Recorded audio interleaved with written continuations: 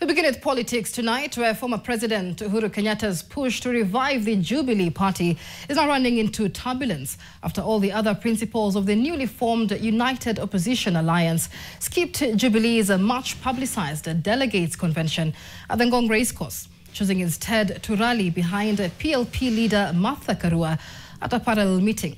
And as our reporter David Mudhoka tells us, Uhuru's comeback and plans to front former Cabinet Secretary Fred Matiang'i as Jubilee's party's flag bearer in the 2027 presidential contest was further frustrated after ODM party staged a major show of force in Kisii on the very day Jubilee was expected to unveil the former Interior CS Fred Matiang'i as its presidential flag bearer.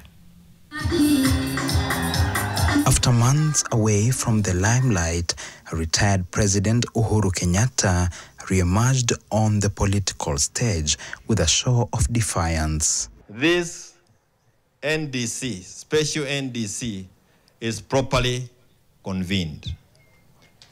And number two, that this special NDC has quorum. Presiding over a Jubilee Party delegates convention at Ngong Racecourse, Kenyatta sought to rally loyalists and reclaim the party's footing, following years of bruising political wrangles that nearly tore it apart. Kwa muda mrefu, tumezungushwa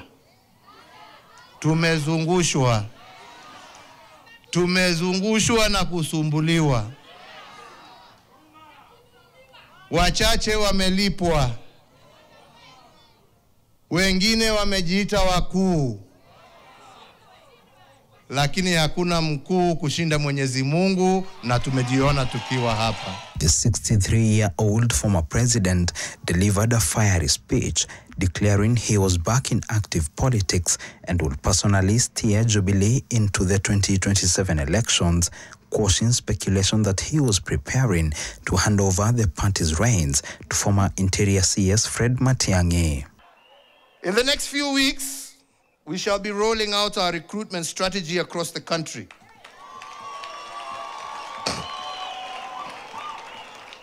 Across generations and gender. This in conjunction with other activities aimed at rejuvenating and reinvigorating our party at grassroots level. Our doors are open for all well-meaning Kenyans, and it is my intention to oversee a smooth and transparent process where it shall be the will of the party membership that shall prevail. But while Kenyatta sought to reassert his grip, the optics told a different story.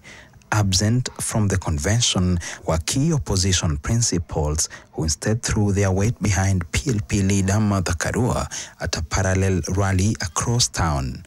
This gathering in our capital is not just another routine conference.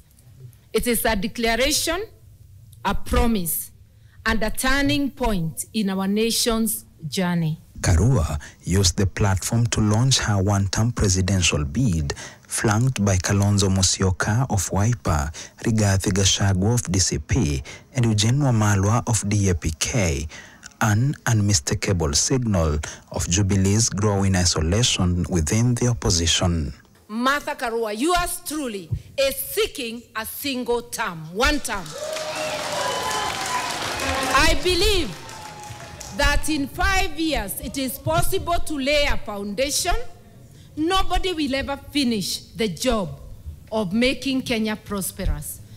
And as the opposition's house appeared divided in Nairobi, in Kisii, the ODM party staged a massive show of strength, marking its 20th anniversary in the political backyard of Matiang'i, seemingly derailing any prospect of his unveiling as Jubilee's presidential flag bearer. Vyama ni vingi, chama ni moja, chama hiyo inaitwa ODM.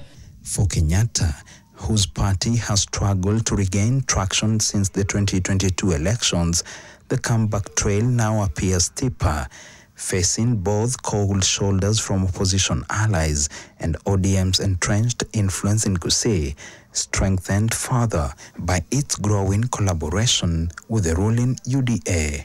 Jubilee hoye! Kenya hoye!